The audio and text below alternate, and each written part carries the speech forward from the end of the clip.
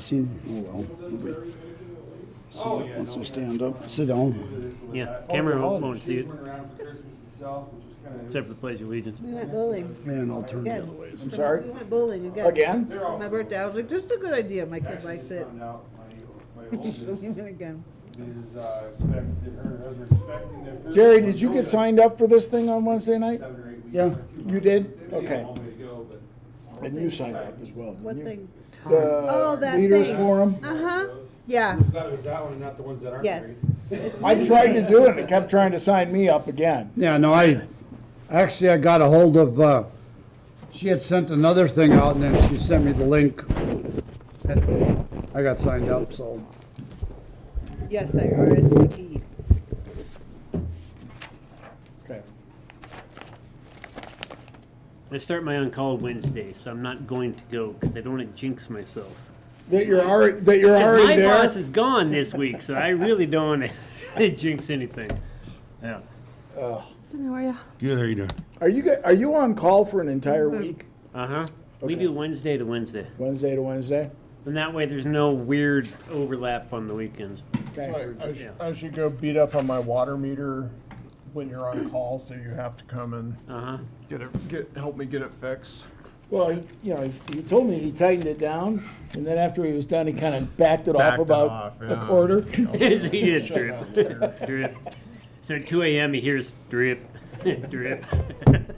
The mayor is running behind, so, and Derek Hanrahan is supposed to be online, so I think you're pretty well, and Andrea's not gonna be here, because she's done. Alex is, Oh, Alex is our new Alex is council sitting person. out- sitting out there. Okay, well, you're the most important person, so. Does he not get to sit? I know, I was just going to ask the dumb the question. way it's been done in the past in the town is that up to the minutes being adopted, it's the old board, and then new board is sworn in.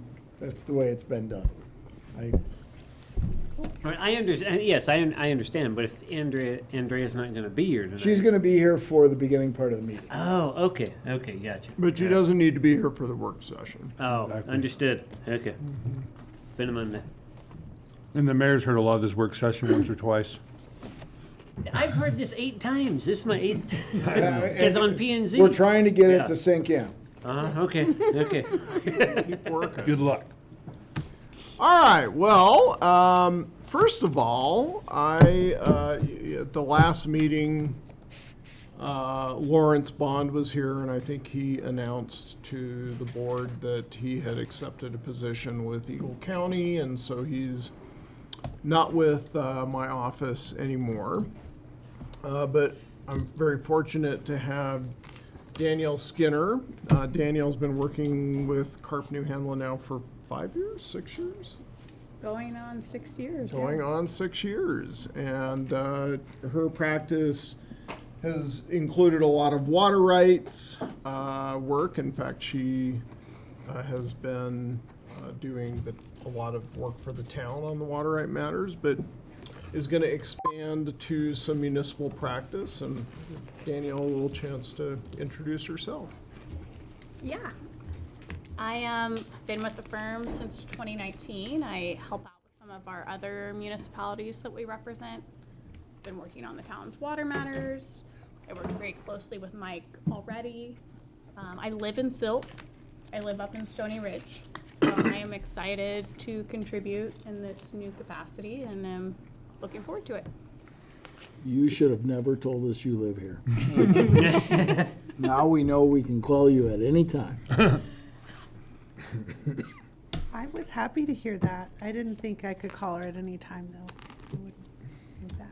Danielle does have a 1.5-year-old, and so her in the evenings, I think she normally has a lot of juggling she's got to do. So, well, thank you everybody for letting us come down and talk to you. I used to call this the ethics training, but I now call it the good governance training because it really is much more than just ethics. In your packet, I think Sheila got an outline, an updated outline that I prepared. Alex, right? Yes. Okay. Alex, so depending on how you choose to keep things, I'm a paper person. I have a binder here. Some people, they got it on their laptop. I would encourage you to have a few documents with you as you do your work for the as a Board of Trustee member. So the outline is, it doesn't hurt. I would have Sheila get you a copy of the Home Rule Charter. The charter is the governing document for the town. We reference it quite a bit. And then section 2.28 is the town's internal kind of code provisions about how meetings are run. Those are summarized on that lovely chart up there and over here, which I did a training last week to other municipal lawyers, and I strongly encouraged that each of their municipalities have such a chart on their walls. And I got this from Silt, and I think it's one of the really easy things that you can do so that when people come in, they both know what the process is and they feel like they're being fairly treated because the process is written up on the wall. It's also helpful for you to be able to reference things from time to time. So those three documents are the critical documents when it comes to, I think, mostly doing your job as a trustee, and certainly when you're in a public meeting, how to undertake the public's business. So, okay, I know most of you have heard this at least once, Kim, and if you're Jerry or Chris, you've probably heard it 3 times now, so. Is it 8? Well, I was on planning and zoning, so I heard it. You might have heard it 4. I Yeah. heard it Yeah. 3 times. Then plus you had it at the water board. That's right, at the water board, yeah. I love a good ethics update. Oh, All right, well, we again, the point is we want this to set in so it becomes kind of your natural go-to conduct as a board member. So first thing on that outline, we don't have to go into it in any detail, but understand holding elected office under Colorado statute creates a public trust. In essence, the courts have defined that as a fiduciary duty that you have to the public. That means you have signed up to undertake your duties in accordance with the law and good ethical conditions. If you really, really, really get out of whack, the district attorney can come after you. It's actually a criminal act to violate the public trust as an elected official. Doesn't happen often. You have to do something really bad, but be aware that that is out there. But more importantly, keep in mind, no matter the circus that may be going on at other levels of government, we strive to undertake our business with the seriousness and the good-natured disposition to do things right and in accordance with the law.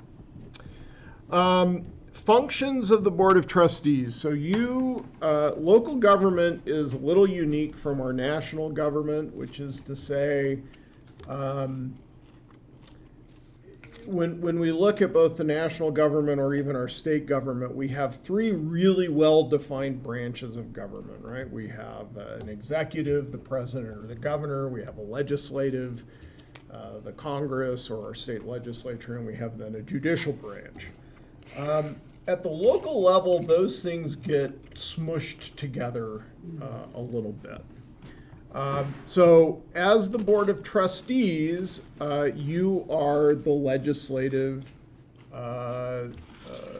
board for the town. You decide the code. You adopt budgets. Those are legislative things.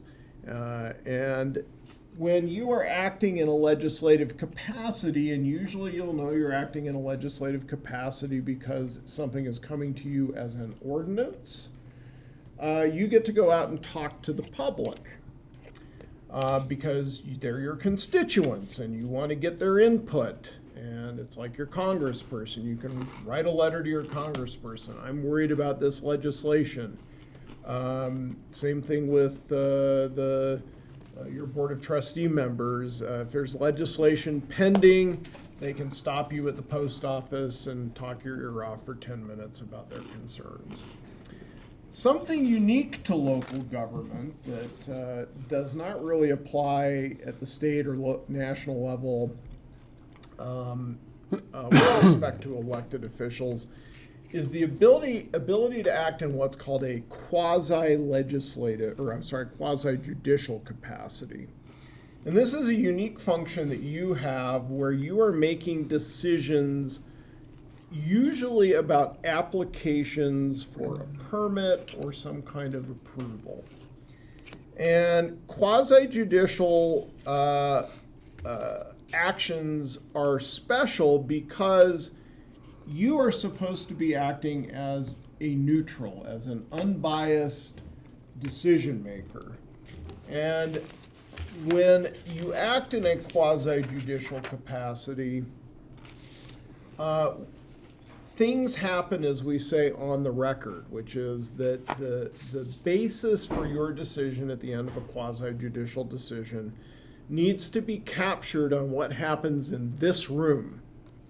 And because of that, and the reason is that your decision can then be challenged in what's called a Rule 106 action to the courts, and for a court to properly review what you did, the assumption needs to be held true that the basis for your decision you learned in the hearing and it is on the record. Because a 106 action, there's not a trial. The court reviews the record, that is the video, the exhibits, the packet materials, and the court then says, was there competent evidence in the record to support the decision of the Board of Trustees in this situation? And if the basis for your decision you learned by walking out onto the property by yourself and taking a look at it, or by having a lengthy discussion with neighbors in your neighborhood that didn't come and present that testimony here, that information is not on the record. That also becomes a due process violation because the applicant actually has the right to hear the testimony of people who may not support what they are trying to do, and they have the constitutional right to rebut it. So if you aren't getting information on a quasi-judicial matter outside of this room, you are creating a potential problem for the town. It goes against the grain of why you ran for public office, to try and talk to your neighbors and your citizens and make good decisions for them. But this, again, it's a unique function that you as local government that you do. And you have to keep in mind, anytime there is a request for like a property owner or an individual to get an approval to do something just that really affects them, you are in the quasi-judicial realm. And if someone comes up to you and says, I want to talk to you about that subdivision you're about to consider down the street, your response needs to be, I am glad to hear you have an opinion about that, but I can't listen to you. I encourage you to go talk to Jim Mann or to Nicole, or most importantly, to come to the public hearing next Monday and make your comments there.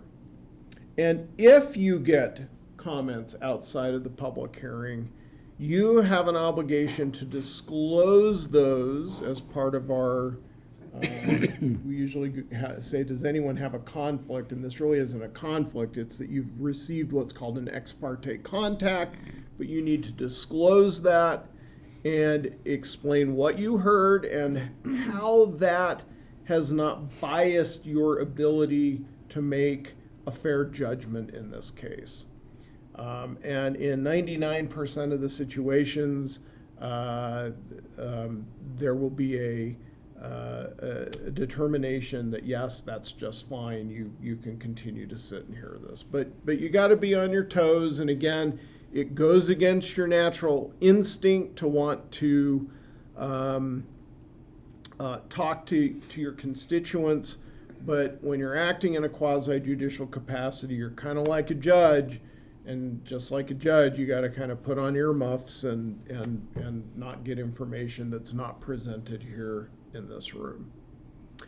I guess I would follow up with, if you received ex parte contacts, we'll talk about a little bit in the future here in the outline about conflicts of interest. Whether or not you have to recuse yourself as members of the Board of Trustees, that is really a decision that you first and foremost make. Like, it's often the best decision is to say, I think I have a conflict, or I think I've been unduly influenced by all these comments. I'm going to sit this one out. Or your fellow members on the board get to vote to determine if you have a conflict or if you have received too much information to be unbiased. People almost always look at the town attorney and be like, do I have a conflict or not? And I will give you my legal opinion about where on the scale I think you are, but ultimately that decision is made by your fellow elected officials. So I get to push that awkward situation off of me and back onto you. So the other way that the Board of Trustees acts is kind of almost an administrative executive capacity. So you give direction, your chief executive sitting here, the town manager, you give the town manager direction as to what you want to see happen. Go out and do this. Create this policy that says A, B, C, and D.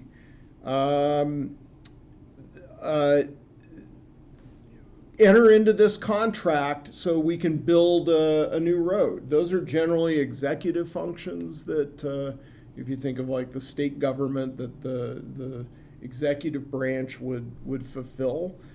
In this case, it's you.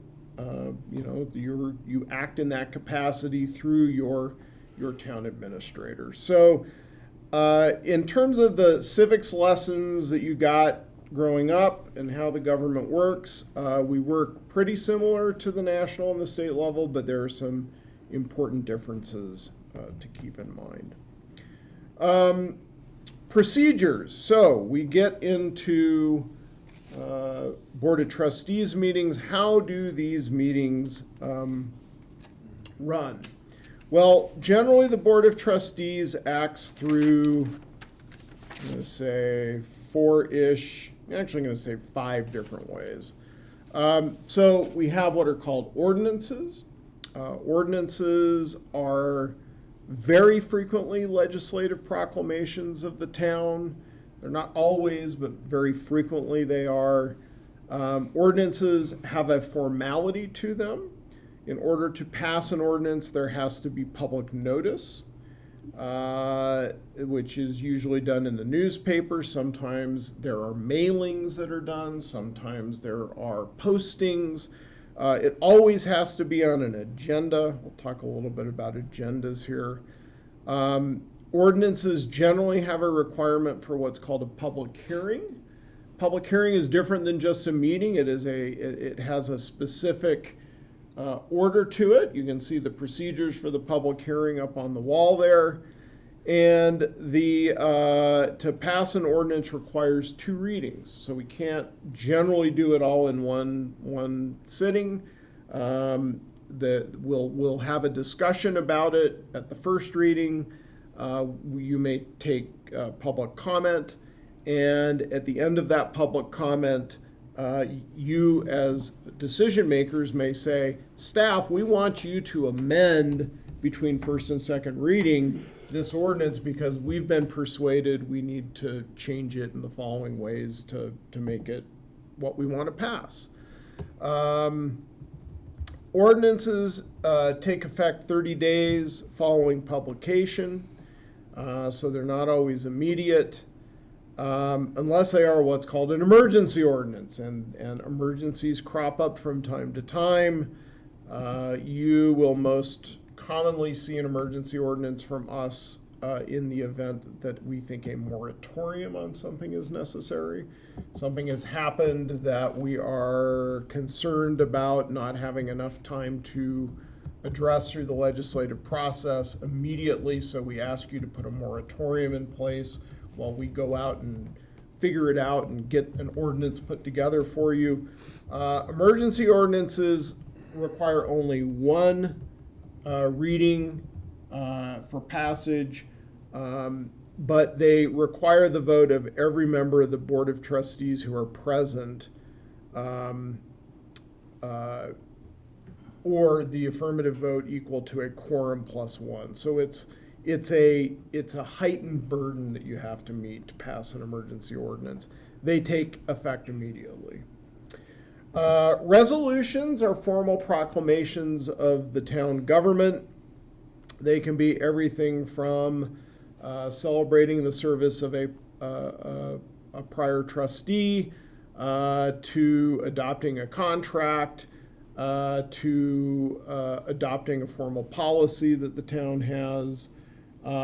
Resolutions do not necessarily require public notice and a public hearing. They do, sometimes they do in the land use context, but generally they're just a formal pronouncement. They get put on the agenda, and you can choose to take public comment. This town is very pro-public comment, so the mayor or the mayor pro tem will almost always allow the public an opportunity to comment. Not a requirement for resolutions, but you vote on it, and then it's done. No second reading on resolutions. Motions. So motions are, there's no resolution, but you want to have, you want to add 2 new events to the events calendar, celebrating this or that special days. And there's a discussion that happens in front of the board. It's been identified on the agenda as a discussion action item, at the end of which someone makes a motion to add 2 new events to the event calendar.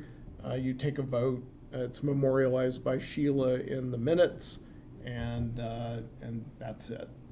Then the final thing, and this happens from time to time, is we will ask you for direction, and we will have discussed some matter in front of the Board of Trustees, and it's like, hey, we need some direction about how much time we put into trying to get to this place to solve a problem, or to negotiate a contract or something like that. And you might get asked, can I see a little show of hands, or does anyone have any problems if this is the direction we're going? And people don't say anything, so we go that direction, or everyone's like, yeah, please do that. It's not really a motion and a vote, but it's you're telling your staff what you want them to do. You're giving them direction, and we look to you. We try really hard not to get too far out ahead of the will of our elected officials. So we do come to you for direction from time to time, and it's not always the final decision. So something will happen later on where we formalize it with a resolution or something like that. But we need to efficiently allocate staff's time. We need to have some direction, and we come ask you for that. Voting. Most things we do simply by a voice vote, which is just aye, nays. Occasionally, especially for ordinances, Sheila will do a roll call vote where she'll read each name and record who voted and how they voted. So for voice votes, there's not a person-by-person accounting of how the voting has gone. For a roll call vote, there is. motions to approve decisions. There's a motion, there's a second, the majority prevails. Occasionally, you have to get a supermajority, a 2/3 vote. For example, to go into an executive session, we'll talk a little bit about that, but you've got to have a 2/3 majority to go into executive session. To conduct business, you need a quorum. Quorum of this board is 4 members of the Board of Trustees. So if only 3 of you show up, we have a problem because we can't conduct business, which is why Jim and Sheila work really hard to make sure there's going to be enough trustees here to have meetings. It's important you talk to Sheila if you're going to be out of town so we can make sure we're getting a quorum present. And in SILT, you have a unique charter provision that says that any member may abstain from any vote in his or her discretion, including without limitation line item abstentions. It's kind of an odd thing, but I've seen this done only a couple of times. It's always been with the budget, where someone will agree to vote for passage of the budget, but with an abstention on lines whatever and whatever, because apparently they didn't like the appropriation that was being made there. So, unique part of your charter that you could invoke at some point in the future. So like you couldn't necessarily vote no on those line items and vote yes on the budget, but you could abstain from those line items. But you could also just like criticize those line items very heavily during the discussions and then just be like, vote. okay, fine, here's the budget, right? So, But if you That's feel, what I if you did feel with the strongly, rafter money. Yeah, so- strongly enough, you can abstain from those specific lines in the budget. that's just, I mean, sounds like a quagmire, but okay. That's cool. So in order to discuss things here, it needs to be on an agenda. This is the open meetings law. The agenda has to be posted 24 hours in advance. So if you know you want to just to talk about a specific topic of town business, talk to Sheila at least 24 hours in advance. You get the packet on Thursday. You can call Jim up till Saturday at 4 o'clock. Anytime. Sunday write at that 4 down now. o'clock. Sunday at 4 and say, we need to amend the agenda and get this on there. And Jim, don't do this very often, but Jim will do his best to get that agenda republished and on the website so that we can talk about that at the next meeting. We need to be more careful, a little bit more careful about having substantive discussions about items not on agendas. The courts, we'll talk a little bit more of this when we get to executive sessions, but the courts are getting increasingly scrutinizing of boards discussing things and making decisions that aren't properly noticed and heard through the proper process. Okay. Types of meetings, then we'll ask for questions if there are any. So we generally have work sessions and then we have regular meetings. Occasionally we'll have a special meeting now and again. Work sessions are kind of informal. This is a work session. We're not going to make any decisions. We're talking about something of public business. It is open to the public. That door is open. Sometimes the TV camera is on. So it is an open meeting, but we are not taking any business. It's usually informational in nature. During the regular meeting, again, those have to be posted on an agenda. Well, as do work sessions, need to be posted on an agenda. During the regular meetings, you can take action. I'd encourage you to take a look at the duties of the mayor. The meetings are presided over by the mayor. He gets to recognize who has the floor and who gets to speak. He decides questions of order, which we don't have very frequently, but occasionally we do. He regulates the interaction of dialogue between the public, the applicant, and the Board of Trustees, which is an incredibly important process. And he regulates the voting process when a motion and a second have been made. Something I would just want everyone to keep in mind, the best practice when we have members of the public present and there's public comment being made, don't get into dialogues with the public. That very quickly slides into, or can slide into, yelling and accusations and ad hominem attacks. It is best to keep things formal. Things go from the public to the mayor without comment, or from the applicant to the mayor, but not from the applicant to the public. That also devolves very quickly into bad public process. And at the end of the public comment, you will take some notes and you will have a chance to respond to the public comment. Okay? Best practice makes for good meetings. Sometimes you have to take a deep breath while things are being said that you don't necessarily agree with, but that's the best way to do this. And the mayor, our mayor, he's been doing this a long time. He's pretty good at regulating the meetings, and if he sees stuff getting a little bit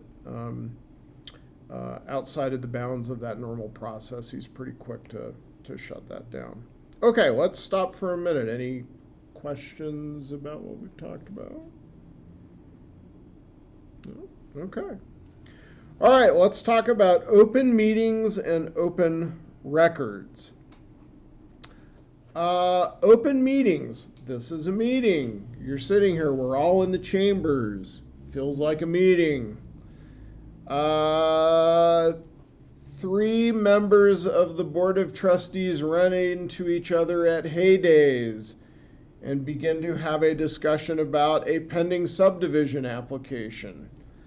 Not in this room, in a social context, not open to everybody. Is that a meeting? Yes, Yes. that is a meeting. And I go, la, la, la, la. Exactly. Turn and walk the other way. Yes. I have a question. Yes. I have a question. All right. How does 3 members of the board getting together, having a conversation constitute a meeting when it takes 4 members of the board to actually have a meeting? Talk to your local legislative representative about that. Talk to your lawyer. Yeah. The rule is 3. So interestingly, any two of you can get together and have a discussion about public business that is not quasi-judicial. Remember, quasi-judicial is that special category out there, has to happen here in this room. But legislative matters, administrative matters, any two of you can get together and have a dialogue about public business. We worry a little bit about when we have what's called a rolling dialogue, which is one member talks to one other member, then they talk to the next one, and they talk to the next one, and all of a sudden maybe something's been worked out. That's the point of the open meetings law, is that process is supposed to be open to the public. So while I'm not going to tell you can't do that from time to time, you need to be really careful, and you need to make sure that that policy generation that is supposed to happen in this room happens in this room. Okay? So anytime 3 of you or more of you get together, you need to be real careful, because naturally we like to talk about things we have in common. And amongst those of you on the board, that's the town's business. Don't do it. Now, you can all get together at the park, at the concert, and sit and talk about how awesome the band is and the fireworks and what a great job Nicole and her crew does. And I think that's okay. Patting people on the back, that's fine. You can talk about non-business things, okay? But you can't, when there's more than 2 of you and you find yourself talking about town business, please stop.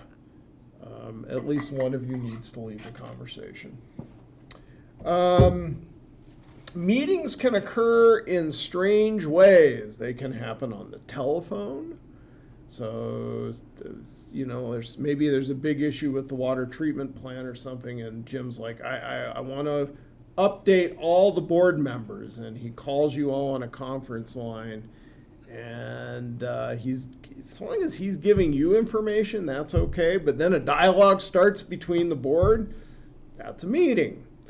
Jim sends out an update, and Jim's pretty good at putting do not hit reply all to these emails. But when all of you board members are on an email, an update email from Jim or Sheila, do not reply all, because now you're discussing public business back and forth with each other, and that has been acknowledged to be a meeting and a violation of the open meetings law. I just We- want to point out, I'm Yeah. sorry, but the default button on my email is reply all, not reply. And why I I- sure wish that that would get changed. That's why I put it in there. Please do not reply all. Oh my God. Anyways. We had the question come up in our firm last week where someone said, hey, the members of a special district or the board members of a special district want to use a Google Doc to make progress on a mission statement and various things they were working on. And he's like, isn't this an open meetings violation? And we all concurred, yes, it is. Because you're now all working back and forth with comments on a document that is a statement of public policy. That needs to happen in an open meeting. So in our society, Facebook chat groups, the Concerned Citizens of Silt page or whatever it's called, Still happens. you start to get in a back and forth with other members of the Board of Trustees on that page, public meeting. So you just have to keep that in mind, and you got to pay attention to when that might be happening. Okay? Talked about rolling meetings. All right, executive session. So we're in this room, okay? And the public's here, and it's on TV. And occasionally there are topics that the law recognizes you have the right to discuss in private. There aren't many of them, but there are some. And for that, there is a thing called an executive session recognized within the open meetings law, where we can adjourn into executive session. The public is not allowed inside. The TV camera gets turned off. And you're able to discuss certain matters without the public being present. Requires a 2/3 majority, as we indicated, to go into executive session. You have to discuss in the motion the reason for going into executive session, so a little bit about the topic you're going to discuss. And once in executive session, stay on topic. What was the Star Wars reference? Stay on target? Anyways, Yes. yeah. For those of us old enough to, yeah. Stay on topic.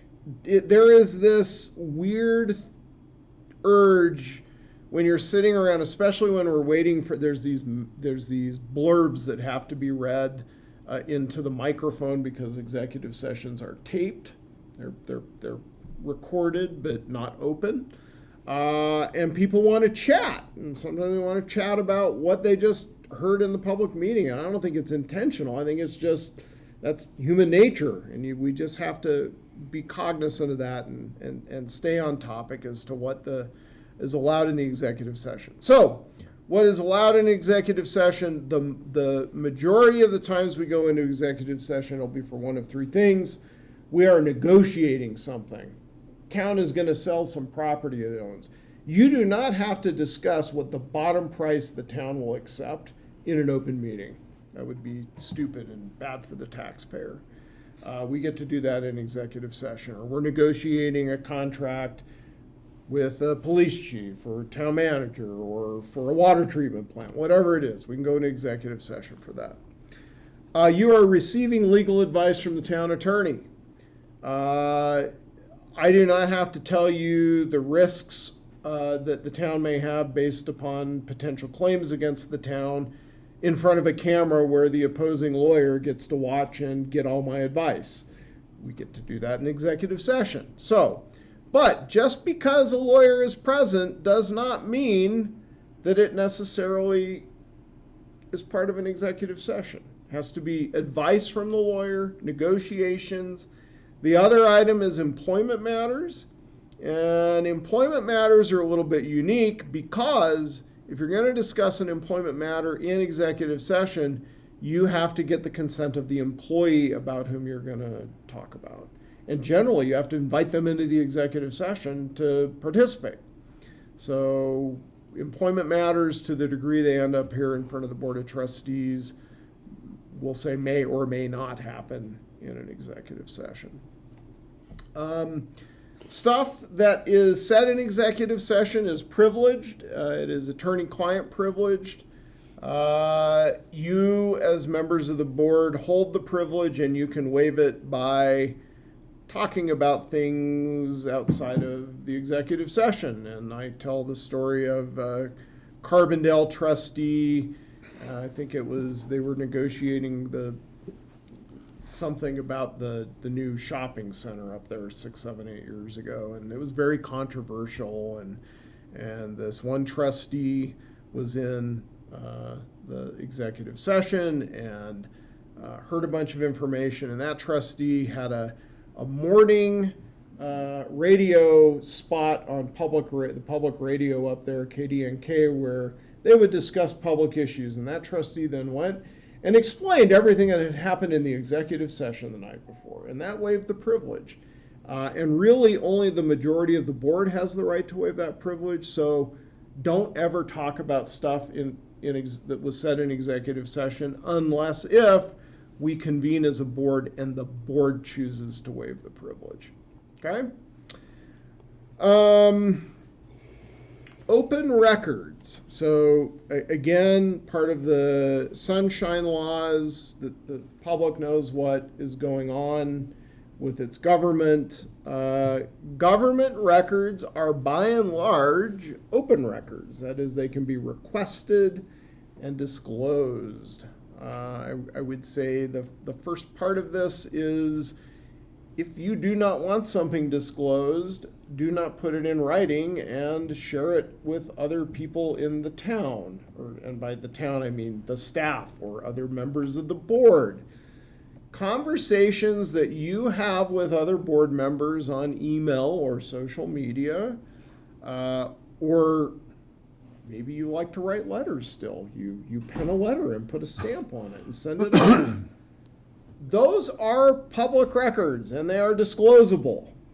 And so if you don't want something said or potentially made known, say it verbally. Don't put it in writing. There are certain categories of documents that are excluded. Again, attorney-client privilege documents, those are excluded. Things about negotiations for acquisitions of land. Criminal justice records have their own separate statute that governs when they can be disclosed. But by and large, things you do are not covered by a privilege unless it falls in one of these really narrow categories. And if you have writings about it, they are potentially disclosable. So I want you to think about that and remember that. Be careful about using your personal email, your personal text messages, and your personal social media accounts for public business. Each of those are records, and they are public records. And the last thing I want to do is have to sort through your inbox after I get a public records request and sort out the birthday invitations and the casserole recipes and the communications about your daughter's awesome first year in college from the emails you sent from your personal account about public business. It's costly to the town in terms of the review time, and it's not necessarily what you want me to be reviewing in terms of your personal lives. You each have a Town of Silt email address. Please use it. That contains all of the public information, the public communications to the town's data system. Be real careful about your social media posts. If you want to have a political social media account where you're commenting on town business, set up a separate one different from your personal social media account. That way it's all there. The political stuff is over here, and your personal congratulations with friends and whatever is in a separate account, and we don't have to worry about getting those mixed up. Because it is a challenge to disentangle those things when we get a records request. Yes. So text messages, if I have a text message back and forth with another trustee. Yes. That is disclosable, obviously, but that doesn't make all my text messages No. disclosable. No. Versus like if I were to cross emails, like commingle email accounts, then then we have concerns about one email being disclosable, right? But- Just because you use your personal text account or your personal email account doesn't make all your emails or all your texts public records. Okay. It just means we have to sort through them and figure out what is and what isn't. So I'll stop texting anyone back and No, just email them from my you phone Can, you if I can need to. like texting with Jim or with the mayor or something. That generally is okay. Again, only 2 of you at a time, but that generally is okay, because if we said, "Hey, we need public records related to discussions you may have had with Jim Mann," you would just give us the communications with Jim Mann. Right. So there are ways to segment that off. It's just the more you intermix your personal and your private accounts, it becomes harder, and we have more work to do to get it right. I have one singular text message provider, so I wasn't sure how that exactly works, but. Just because you use that Common doesn't make sense. all your texts public records. Sure. Yeah. And also don't text things that you don't want anyone to ever see. You don't want it potentially, what is it the Denver Post says, if you don't want it said in public, don't put it in print or something I always like say that. don't send text message you wouldn't want a judge to see. See, and you get that a lot. I mean, Yeah. Probably really, Ah. really embarrassing ones. really embarrassing. It's bad. All right. A little bit about your interactions with the town staff. So dealing with employees. The town administrator, the town attorney, and the municipal judge are solely responsible to the Board of Trustees. Jim has a contract. You can fire him at any time. Don't say that. Anytime. But you have to pay him I don't like a your lot of shoes money. tonight. A lot of money if you choose to do that. I have a fee agreement with the town that says you have to pay me for the work I do, but you can fire me anytime you well desire to. Don't do that. I like working for the town. Danielle really is Contract excited to renewed work tonight for or the town. something? The municipal judge, we really should get in the habit every couple years of renewing the municipal judge's contract and having her come give a little presentation to the board. I think that would be good. But you appoint the municipal judge, and that judge serves at your pleasure. I have no Why we idea. should, yeah. Idea who it is. The I met town, her once, but not. I think we just Yeah, said I- hello, but I don't think she's ever come in And I here. couldn't tell you it who would it be is. good. It would, even if it was on Zoom, it would be good to have that contact, I think. Sheila, if you heard that, maybe we set Is it that still up. CARE? Okay, yeah. I have written down a note to invite her before the board sometime soon. All right, thank you. The town clerk and the police chief and the treasurer, under your charter, they are appointed by you, but they are supervised by the town administrator. So you cannot directly terminate the town treasurer or the town police chief. If you have a concern, talk about it with Jim. You do not go down the chain of command. In fact, your charter has a provision, because we had some problems about 10, 12 years ago with elected officials trying to micromanage certain members of the staff, and that didn't work out very well. So there's a provision in your charter that says that you will filter your comments, concerns to employees of the town through the town manager. You will not go and sit down with the public works director and say, I want to talk to you about what's going on at Home Avenue.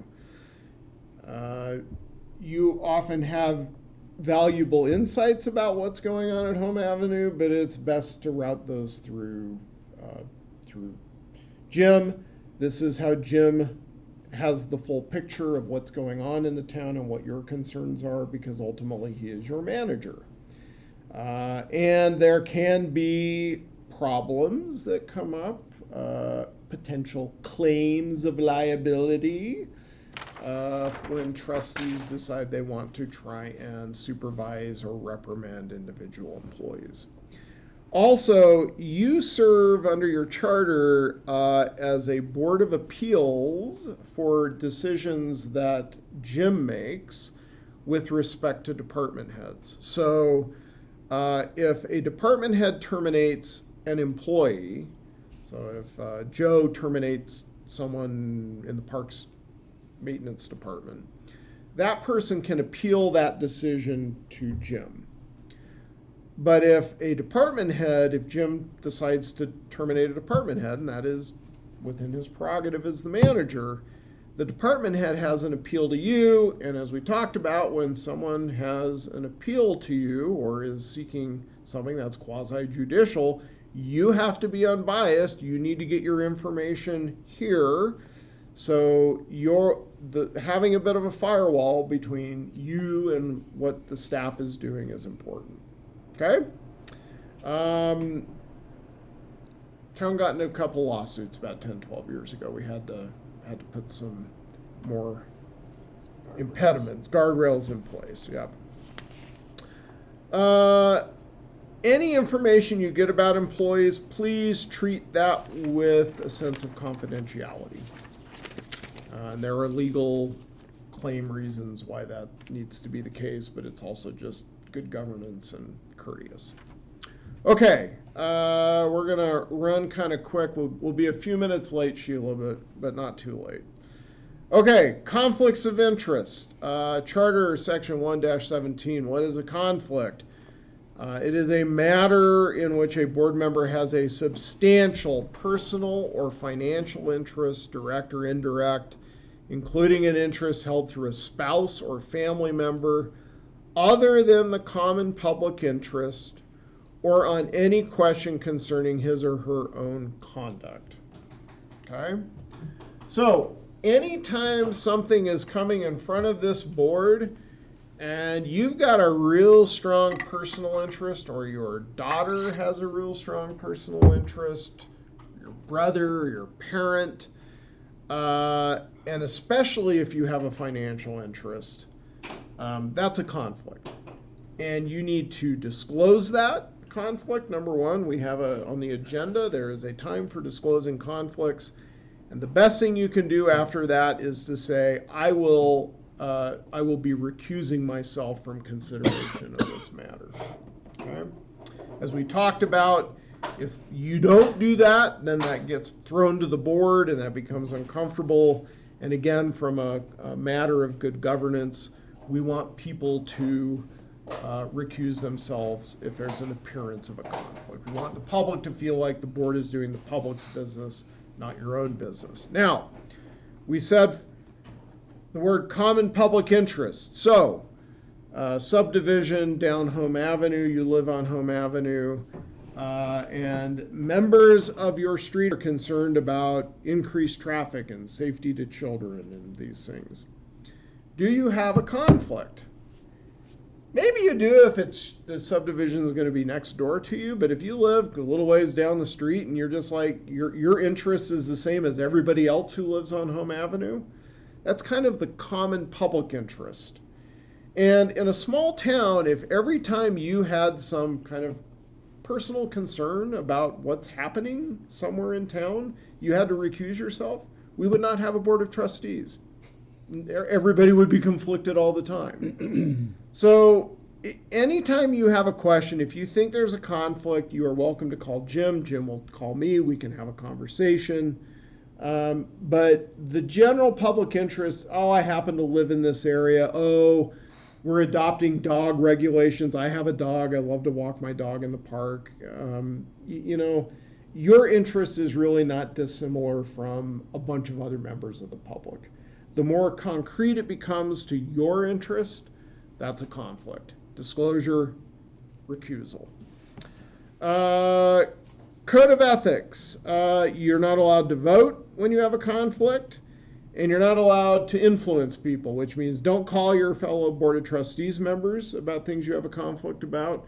And at the end of the day, you are going to, when that agenda item comes up, you're actually going to get up and walk out those doors and sit outside in the summer or in the lobby in the winter. But you're not going to influence the outcome of the proceedings. There's this thing in Colorado called the Colorado Independent Ethics Commission. There is some question about whether they have jurisdiction over home rule municipalities, which SILT is. We won't go there. But know that they have put forth some opinions about when a conflict exists, and they kind of have this smell test and perception of a conflict.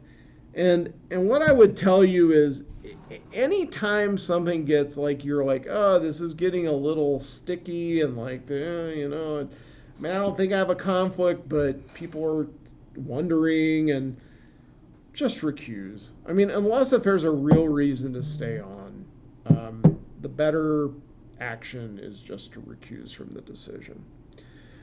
All right, code of ethics, then we're done. Okay, gifts. Do not solicit gifts. Please, never ever solicit gifts. I mean, if there's a vendor who does business in the town and they've set up a booth at Heydays and they're giving out bobbleheads, you can go up and be like, I'd really like a bobblehead. That's fine. They're giving them to everybody else. But don't solicit gifts. You can accept things of value from people who do business with the town or have business coming in front of the town, so long as the value is not over $75 in any calendar year. So occasionally, if there's a legislative matter, not quasi-judicial, a legislative matter that is coming before the board, and the Board of Realtors would really like to know their opinion, you actually can go to lunch with a member of the Board of Realtors, and they can buy you lunch, just not over $75. That's not a violation of the Code of Ethics. You may personally choose to be more restrictive than the Code of Ethics, but no gifts over $75 in any calendar year. Doing business with the town, this does come up occasionally. If there is an RFP to do some service that you provide, you can apply for the RFP, and you can be considered to be awarded a contract or to do work, but you have to disclose it, and you can't influence the bid, and it has to be open bid contracts. Doesn't happen a lot, it happens occasionally. Ex parte communications, we talked a little bit about that. It is an ethical issue in addition to being something you may have to disqualify for. Again, remember, you have a fiduciary duty to keep the confidences of the town. That gets to confidential information. You will receive confidential information, sometimes from me, sometimes from Sheila, sometimes from Jim. That may be information about contracts that we're entering into or business that the town may be wanting to do. You need to keep that confidential and not give anybody some advantage that the general public would not get. Equality of treatment, we strive to treat all of our citizens equally. We don't give special consideration. Treatment, we don't ask for special treatment. The statement that I pray I never hear, I won't have heard it from you, I will have heard it from Chief Grass, will be, you get pulled over and the words, "Do you know who I am?" come out of your mouth. Please never, ever say that. You are a citizen just like everybody else in this town. Finally, as we mentioned, enforcement. Most ethics issues are not governed by the town attorney. I am not your judge. I will give advice to both you and to the board about when ethical issues exist and if something needs to be done. But at the end of the day, you get to police each other, and that makes me happy that I don't have to do it.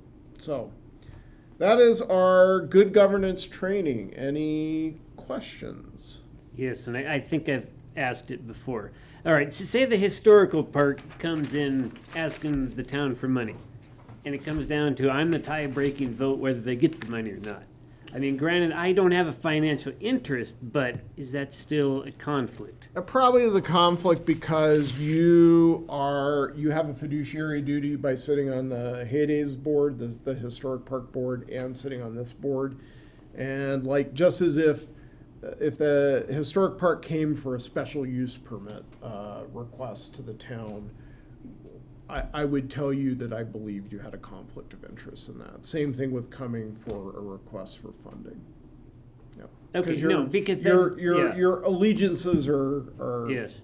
twofold in those Because they situations. have asked me to come for permits and stuff, and I'm like, no, I'm not. I'm just staying out of it. Your instinct yeah. was correct. Yeah. Okay, well, I'm here. Best way to get in touch with me is through Jim. Frequently, Jim already knows the answer before he talks to me, so you may just talk to Jim, but sometimes he may say, hey, Mike, can you give so-and-so a call and talk through a matter with them? Well, that way Jim can spend the town's money, not us bugging you and you billing the town for Jim going, wait a minute, why is Mike sending me a bill for 35 messages from the Board of Trustees that I didn't know about? Exactly. And we are, by the way, we're very happy we get to work with the town. I'm excited for Danielle's participation and contributions that she can make, especially because when Silt does well, she does well because she lives here in Silt. So we're excited to continue our work to help making Silt great. Colorado's hometown. Colorado's hometown. I like that. Is that the new one? That's the new logo, the new, I like it. Yeah. thing, yeah. No mayor? Not yet. He said he'd be here by 7. Oh.